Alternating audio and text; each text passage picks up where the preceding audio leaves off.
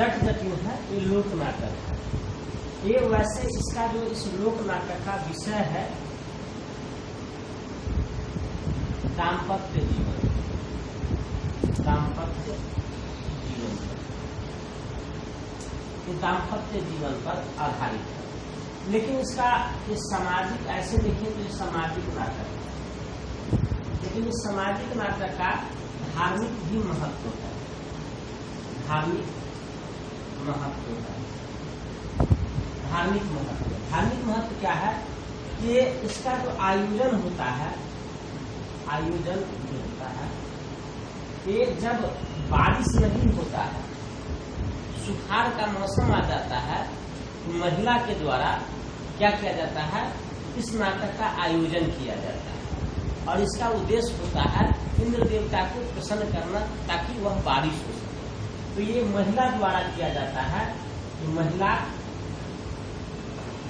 लोक नाटक है, महिला लोक नाटक, महिला का लोक नाटक है, जिसका बरखा, बरखा मतलब बारिश, बरखा उद्देश्य से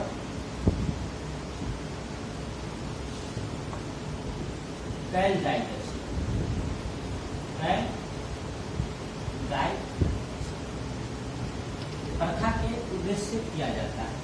ये महिला का नाटक है। आज तो महिला का नाटक मंचन नहीं किया जाता है गांव में, उस समय किया जा सकता था, नहीं किया जा सकता था।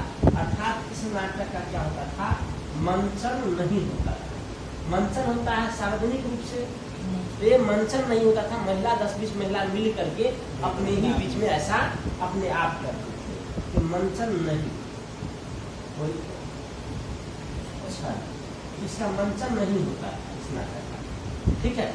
इसके बाद क्या होता था, ये महिला का था क्या हुआ, गुप्त नाटक हुआ, महिला अपने समाज में करती थी। इसका हम कथा देखते हैं। ये जो कथा है इसमें जट पुरुष पात्र है और जटिन स्त्री पात्र है। लेकिन यहाँ एक पुरुष भी है जो स्त्री ही बना करती थी। पुरुष में यहाँ पुरुष नहीं होता था, ये पुरुष भी मतलब स्त्री ही पुरुष के भेष धारण करके यह नाटक करती थी। इसमें इसका जो कथा है, इसमें जट और जटिन दोनों का विवाह होता है। आज भी क्या होता है, आज भी जब विवाह होता है तो दाम्पत्य जब जीवन शुरू होता है तो नव विवाहिता में रसाकसी शुरू हो जाता है। क्यों? क्योंकि जब महिला आती है, कोई लड़की विवाह करके आती है तो एक स्वच्छंद वातावरण से आती है, जहाँ नहिरा में उसको, नहिरा मतलब मैका में हर जगह आजाद पंछी की तरह उड़ने का उसको आज़ादी रहता है। और एकाएक अगर जब वो ससुराल आती है तो घूंघट में उसको रहना पड़ता है और समस्त काम का, समस्त मर्यादा का, समस्त चीज का पालन करना पड़ता है। और जब नवीन विवाह होता है तो दोनों के मन में आज भी एक प्रकार का एक फीलिंग रहता है। लड़का वाला समझता है कि लड़की वाला कमजोर है, लड़की वाला कहता है कि लड़का वाला कमजोर है। उसी प्रकार से लड़की सोचती है कि मेरा तो नहिरा ही अच्छा था, मेरा तो नहिरा बड़ा धनी बनी है, यहाँ तो कुछ है ही नहीं। लड़का सोचता है अरे वहाँ तो तुम्हारा कुछ था ही नहीं, हमारे यहाँ तो सब चीजें तुम कब देखी, बाप के घर में देखी थी जो यहाँ पर तुम डिमांड कर रही हो। ये एक उसको रहता है कि तुम्हारा बाप कमाया जो हमारा पिता पूर्ति कर सकता, हमारा बाबू का देखो ये लगा दिया, तुम्हारे घर में क्या घर में काम करते, चूल्हा चौका करते, एक जन शाम खाने का। ये झगड़ा जो है ना आज भी चलता है, यही झगड़ा पर यह नाटक बेस्ट है, ठीक है ना। जब नवीन विवाह करके आता है तो दोनों हस्बैंड वाइफ में जो है ना झगड़ा होता है। लेकिन महिला लड़की के साथ एक और विचित्र बात होता है, वो अपने बताएगा वो कि मेरा पति जो है ना ये है वो है, कुछ नहीं है, निकम्मा है, अपने वो लाख गाली दे दे। लेकिन उसके हस्बैंड को अगर उसके मायके वाला कोई, अगर मायके वाला भी कोई बोल दे तो उसका वो मुंह नोच ले। दो तरफा होता है, एक तरफ वो अपने नहिरे से भी बंधी होती है, दूसरी तरफ उसके पुरुष के अपने पति के इज्जत से भी वो बंधी होती है। ये महिला का मानसिक टेंडेंसी होता है। उसी टेंडेंसी पर जो है ना यह इसको देखा किया गया है इस कथा में, ठीक है। तो इस कथा में क्या होता है, दोनों में जो होता है आरंभ में संघर्ष होता है, ठीक है ना। और इसी संघर्ष को दाम्पत्य जीवन के संघर्ष इसमें दिखाया गया है, ठीक है। और जब दोनों आदमी का जब संघर्ष एकदम अतिशय बढ़ जाता है, इसे इसमें जटिल कहते, जट कहता है कि नमिके चली है ये जटनी, नमिके, नमिके मतलब झुक के, नमिके चली है ये जटनी, नमिके चली है ये, ठीक है ना। वहीं पर जटनी कहती है नहीं नंबो रेड जटवा, नहीं नंबो रे जटवा, नहीं नंबो रे, हम तब बापक दुलारी नहीं नंबो रे। दोनों में आरंभ में संघर्ष होता है। संघर्ष जब अतिशय बढ़ जाता है तो क्या होता है, जब दाम्पत्य जीवन में संघर्ष होता है तो बर्बादी होता है। हम लाख कमा के लेके जाए, हमारी बीवी कहेगी कि नहीं नहीं नहीं नहीं, अरे ये तो मेरा है ही नहीं, उसको माया मोह ही नहीं रहेगा, तो क्या होगा, बर्बादी होगा। तो इसी प्रकार से दोनों में बर्बादी हो जाता है, बर्बाद हो जाता है। जट का सब चीज तबाह हो जाता है, ठीक है ना।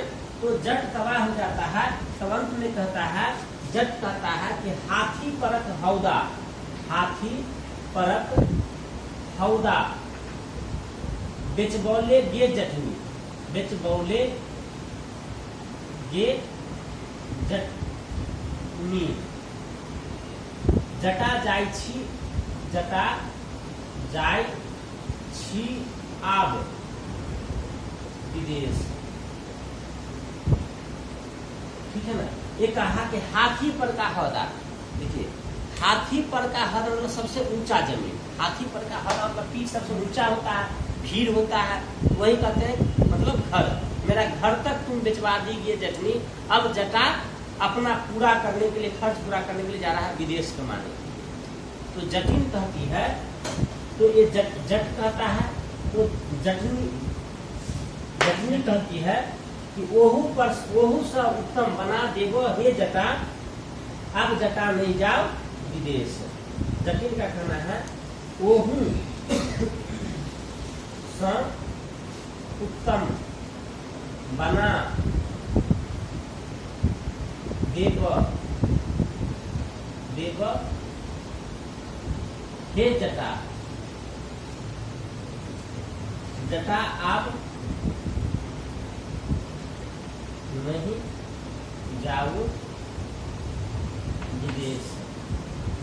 मतलब अब जैसा तुम था हम उससे भी उत्तम बना देंगे, अब तुम विदेश नहीं जाओ। इस मतलब समझे, पूरे नाटक का दाम्पत्य जीवन में क्या हुआ, बारिश से क्यों जोड़ा जाता था, इसलिए कि जब तुम हस्बैंड वाइफ में झगड़ा करती हो, दाम्पत्य जीवन नहीं होता है, तो वैसा ही है जैसे क्या है, जैसे हम लोग रौदी कहते हैं सुखार को, तो रौदी है, सुखार है, सब चीज तबाह हो जाएगा।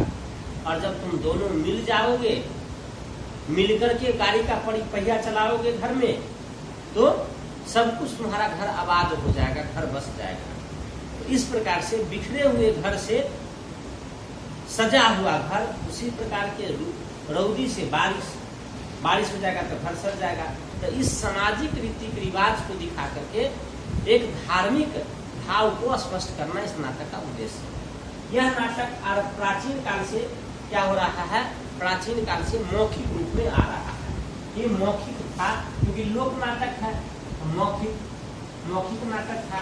और इस नाटक का, इस मौखिक नाटक का आधुनिक काल में प्रबोध नारायण सिंह के द्वारा क्या किया गया, प्रबोध नारायण सिंह के द्वारा लिपिबद्ध, लिपिबद्ध किया गया। इसलिए ही नाटक, मतलब ये नाटक समाप्त हो गया।